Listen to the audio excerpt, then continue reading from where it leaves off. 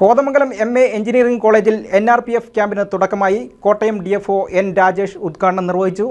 APJ Abdul Kalam സാങ്കേതിക ശാസ്ത്ര സർവകലാശാല നാഷണൽ സർവീസ് സ്കീം സെല്ലിന്റെ കീഴിൽ വരുന്ന പ്രകൃതി വിഭവ സംരക്ഷണ സേന NRPFന്റെ ദ്വിദിന വാർഷിക ക്യാമ്പിന് MA എഞ്ചിനീയറിംഗ് കോളേജിൽ തുടക്കമായി. കോട്ടയം DFO N രാജേഷ് ക്യാമ്പിന്റെ ഉദ്ഘാടനം നിർവഹിച്ചു.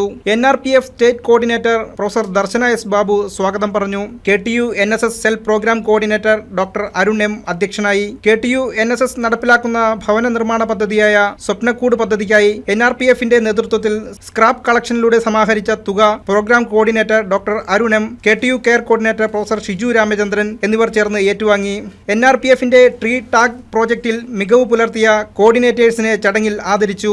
ദ്വിദിന ക്യാമ്പിൽ കേരളത്തിലെ എഞ്ചിനീയറിംഗ് കോളേജുകളിൽ നിന്നായി 350ഓളം പ്രതിനിധികളാണ് പങ്കെടുക്കുന്നത്. മുൻ programme coordinator doctor Joy Varghese, tree tag director Muhammad Vazeer, north regional coordinator doctor Suneesh PU, professor Shiju Ramachandran, tree tag project manager Ananthu Balachandran, MA college of engineering programme officer doctor Darshan Lal എന്നിവർ സംസാരിച്ചു. News desk KCV news.